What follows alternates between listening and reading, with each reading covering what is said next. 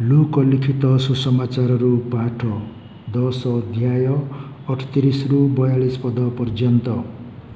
ସେମାନେ ରାସ୍ତାରେ ଯାଉ ଯାଉ ଗୋଟିଏ ଗ୍ରାମରେ ପହଞ୍ଚିଲେ। ସେଠାରେ ମାର୍ଥା ନାମ୍ନୀ ଜଣେ ନାରୀ ତାହାଙ୍କୁ ସ୍ୱାଗତ କରି ଆତିଥ୍ୟ କଲା। ମାରିଆ ନାମ୍ନୀ ତାର ଜଣେ ଭଉଣୀ ଥିଲା। ସେ ପ୍ରଭୁଙ୍କ ପାଦ ପାଖରେ ବସି ତାହାଙ୍କର କଥା ଶୁଣୁଥିଲା। କିନ୍ତୁ ମାର୍ଥା ପରିଚର୍ଯ୍ୟା କାର୍ଯ୍ୟରେ ବହୁତ ବ୍ୟସ୍ତ ଥିଲା। ତେଣୁ ସେ ଯୀଶୁଙ୍କ ନିକଟକୁ ଯାଇ କହିଲା, ପ୍ରଭୁ, ମୋ ଭଉଣୀ ସେବାରେ ସବୁ ଭାର ମୋ ଉପରେ ଛାଡ଼ି ଦେଇଛି। ଏଥିପାଇଁ କ'ଣ ଆପଣଙ୍କର ଚିନ୍ତା ନାହିଁ? ତାକୁ କହନ୍ତୁ, ସେ ଆସି ମୋତେ ସାହାଯ୍ୟ କରିବ।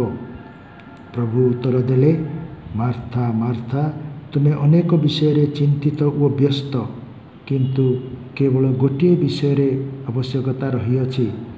ଯାହା ଉତ୍ତମ, ମାରିଆ ତାହା ବାଛି ନେଇଛି ଏବଂ ଏହାକୁ ତାଠାରୁ କାଢ଼ି ନିଆଯିବ ନାହିଁ। ପ୍ରଭୁଙ୍କର ସୁସମାଚାର।